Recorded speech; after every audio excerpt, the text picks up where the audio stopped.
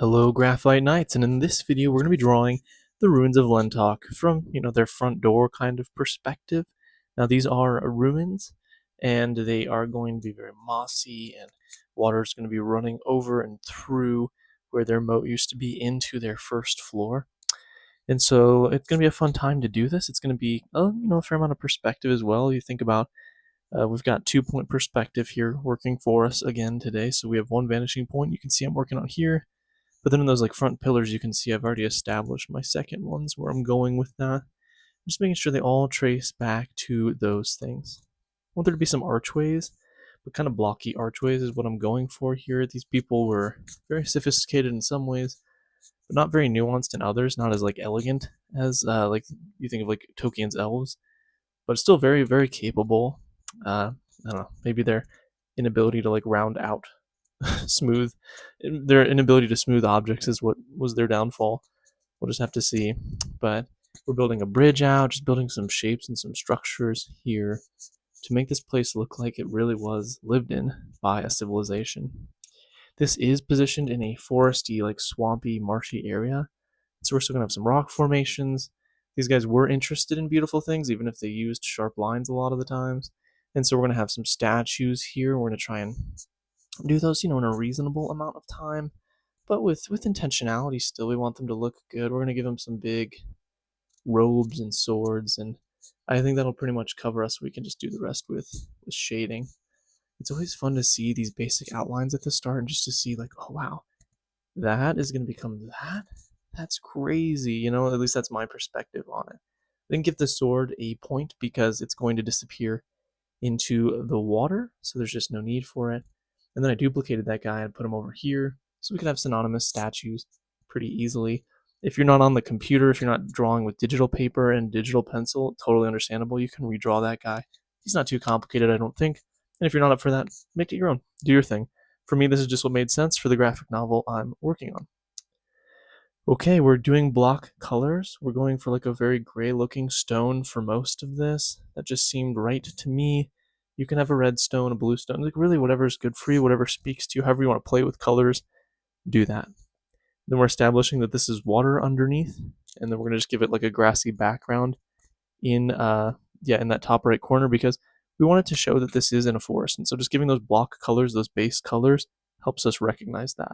I think the angle I'm going to lean into, by the way, for these Lentok people is that they were, high sophistication. We've kind of already established that they were interested in finding magic stones and harnessing their powers, experimenting with them. They were very scientific, if we want to use that word, but very magic focused people, very enchanted focused people. They deeply desired to find magics and use them, and especially in stone form, they thought they were going to strike gold, so to speak. Haha, that's a mineral joke. We did it. And so maybe that's part of what led to their ruin. It's very much like the gold sickness kind of situation. Again, none of this is canonized until we have the graphic novel out, but it is fun to sit here with you guys and kind of come up with this, because really this is my opportunity to think about these things. I'm doing this graphic novel while I do this YouTube channel, and I'm doing the YouTube channel as the marketing for the graphic novel. And not only that, it's the whole workflow is just combined together. So as I'm working on it, I'm thinking about it, and I think it's really cool. And I love seeing when you guys want to comment and commit to helping me make the world better. So if you have thoughts on what the Lentok people were like, please share that. If nothing else, we can all enjoy just how creative the group is. Whatever comes. Now I'm filling in. It just feels like it is very blocky, right? We've just blocked out colors, we're just giving basic shapes, but I'm giving some brick lines. We're gonna do that even more. We're gonna add a lot of textures to this bad boy.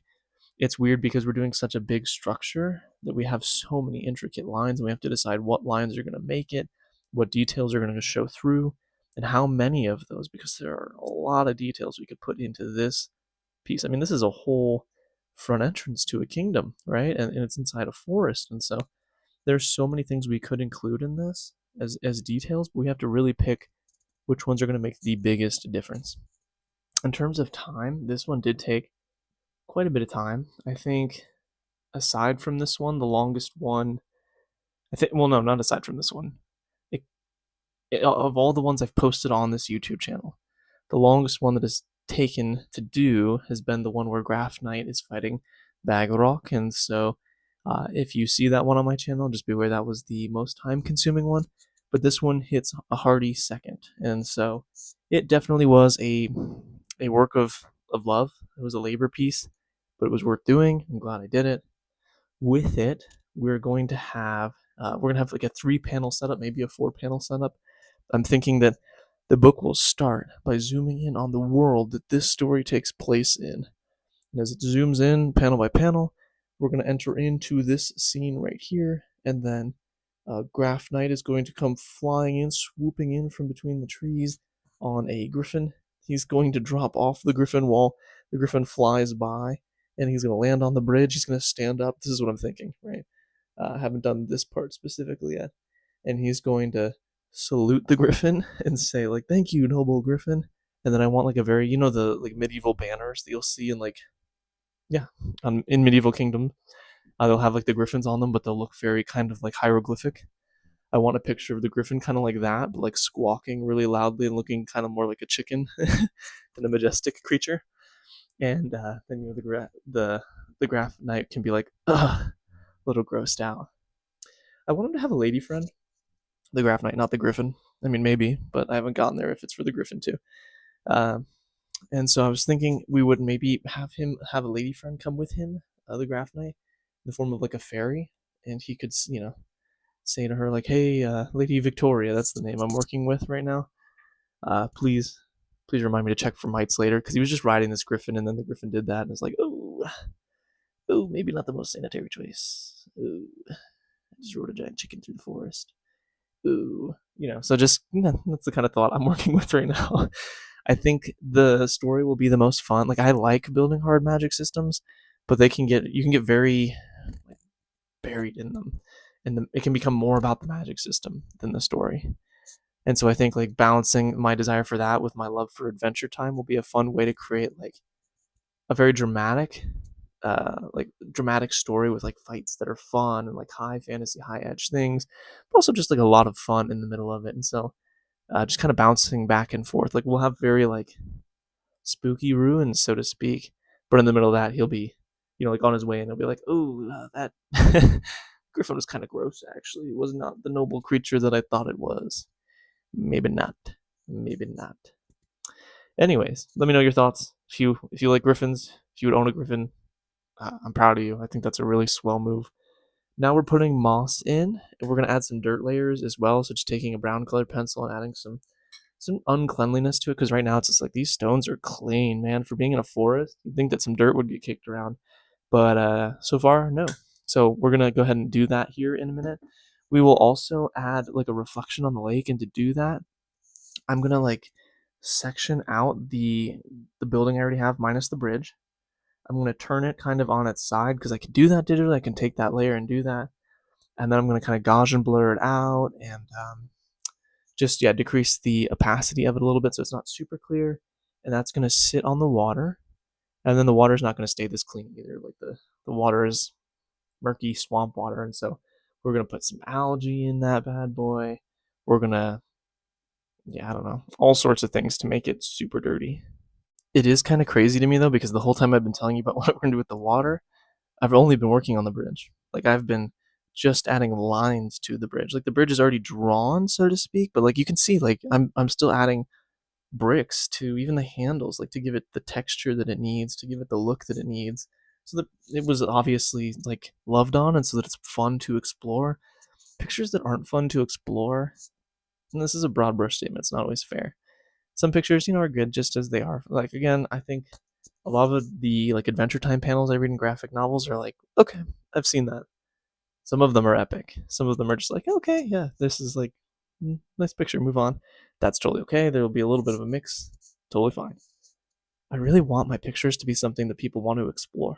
Like I want you to stop on each of these frames and be like, whoa, how did he do that? Not even how did he do that. I don't need you to be impressed with me, but I want you to feel immersed in the world. I want your creativity and your ability to imagine what the world could be like to have grown, because you've just sat in these spaces for a little bit, and now you can tell better stories or enjoy more stories, or or think of fun angles to take things, or just, have some fun in an environment that was cared for so that you could have fun in it, right? Like that was the intention of it.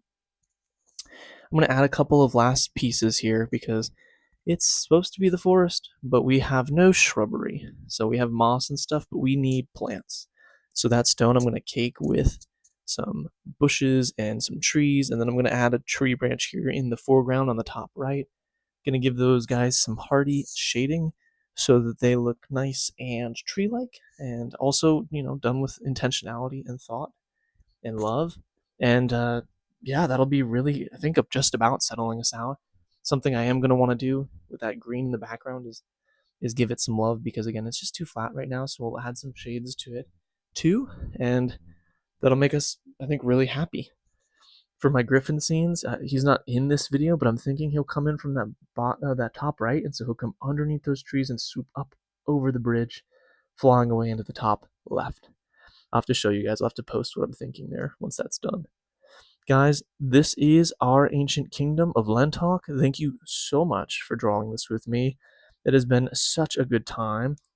As you can see, I can't stop adding shadows and highlights. I am just addicted to it. I really just want it to be good for you guys. I enjoy this. I want you guys to be able to enjoy it when the book comes out. If you purchase it, which thank you. If you're thinking about doing that, thank you if you're planning to do that. I really want it to be something that you're like, this was a good purchase. This was something that is enjoyable for years to come. I know I said I was done. I'm going to add some fog. I think some fog would be nice. I think it would just kind of round out the feeling of the place being a marsh or a swamp. For the little animation I'll post, I'll add some like moving fog over top of this so that you really get the feel for what I'm going for. If you watched this video all the way to this point, when that video comes out, comment underneath it the chicken emoji, and I will know that you made it to this point. So proud of you. So grateful for you. If you're drawing this along with me, great job. Amazing. I would love to see those. Guys, thanks so much for watching this. Make sure to like and subscribe, and I'll see you in the next one.